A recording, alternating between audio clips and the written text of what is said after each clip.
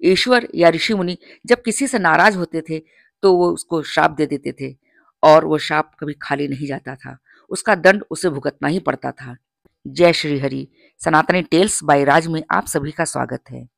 बैकुंठ लोक में भगवान विष्णु के द्वार पर दो प्रहरी पहरा देने के लिए खड़े थे। उन प्रहरियों में एक का नाम जय और दूसरे का नाम विजय था। जो भी भगवान विष्णु से मिलने के लिए जाता उसे उन प्रहरियों से अनुमति लेनी पड़ती थी। स्वयं भगवान विष्णु का आदेश था कोई भी अनुमति के बिना भीतर प्रवेश ना करने पाए।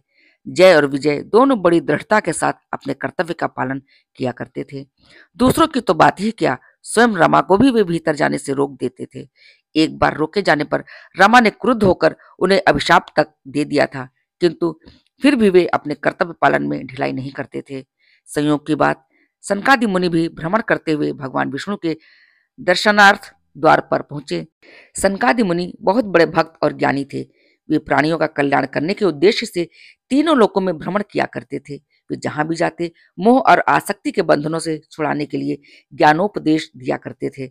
सनकादि मुनि 6 द्वारों को लांघते हुए भीतर चले गए। जब 7वें द्वार के भीतर दाखिल होने लगे तो द्वार पर खड़े जय और विजय ने उन्हें रोक दिया। उन्होंने कहा, अनुमति के बिना भीतर प्रवेश करना निषिद्ध है। सनकादि मुनि रुक गए। उन्होंने जय और विजय की ओर देखते हुए कहा, हमारे लिए भी निषिद्ध है। हम भगवान के अनन्य भक्त और प्रेमियों में से हैं।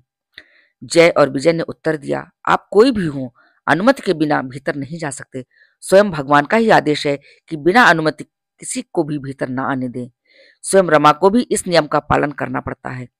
यद्यपि जय और विजय ने नियम का पालन किया था, किंतु सनकादि मुनि ने उस नियम पालन से अपने अपमान का अनुभव किया। वे क्षुब्ध हो उठे।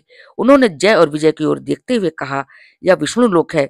विष्णु लोक में वे विष्णु भगवान रहते हैं जो भेदों से परे हैं, जो प्रेम के प्रतिरूप हैं। इस लोक में जो भी प्राणी रहता है उसके हृदय में भेदों का विकार नहीं रहता। वह सम होता है, एक रूप होता है।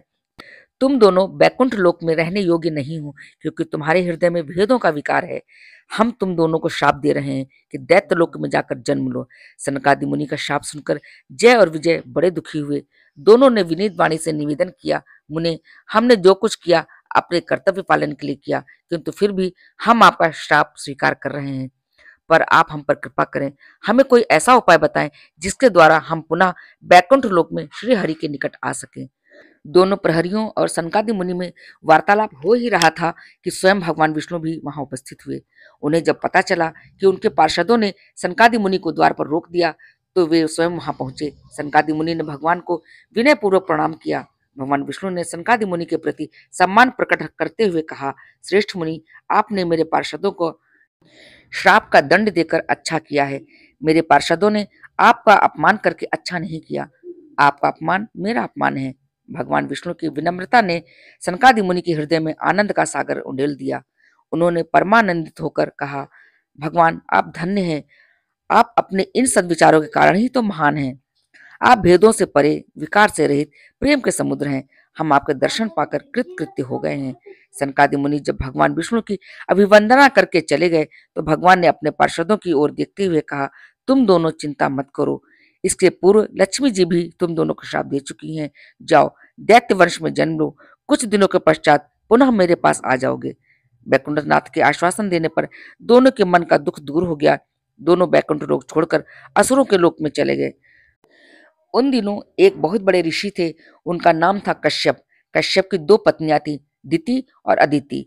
दिति स्वभाव की बड़ी चंचला थी, किंतु अदिति शांत, मृदुला और क्षमाशील थी। शाम का समय था। कश्यप संध्या वंदन के लिए कुश आसन पर बैठे हुए थे। दिति ने ऋषि के पास पहुंचकर उनका हाथ पकड़ लिया। वह उन्हें कुशासन से उठाते हुए बोली, मेरा मन चंचल हो उठा है। आप मेरे पति हैं। आप मेरे मन की चंचलता शांत कीजिए। ऋषि ने कुश आसन से उठते हुए उत्तर दिया, दिति, तुम्हारे मन की चंचलता तो शांत हो जाएगी, किंतु तुम्हारे गर्भ से जो संतान उत्पन्न होगी वह बुरे विचारों वाली होगी। ऋषि का कथन सत्य हुआ। समय पर दिति के गर्भ से 2 जुड़वा बालक पैदा हुए, जो पैदा होते ही दैत्यों की भांति बड़े हो गए। दिति के वे दोनों पुत्र दैत्य पुत्र हिरण्याक्ष और हिरण्यकशिपु के नाम से प्रसिद्ध हुए। दोनों में बड़ा भाई जय और छोटा भाई विजय था। भगवान के हाथों मारे जाने के कारण दोनों बैकुंठ लोक में चले गए और भगवान के द्वार के पार्षद हुए। जय और विजय की कथा हमें यह बताती है कि कर्तव्य का पालन करते हुए हमें उचित और अनुचित पर विचार करना चाहिए। आगे बताते चले, जय और विजय ने त्रेता युग और द्वापर युग में भी राक्षस रूप में जन्म लिया है। त्रेता युग में रावण और कुंभकर्ण के नाम से प्रसिद्ध हुए और द्वापर युग में कंस और शिशुपाल के रूप में जन्म लिया।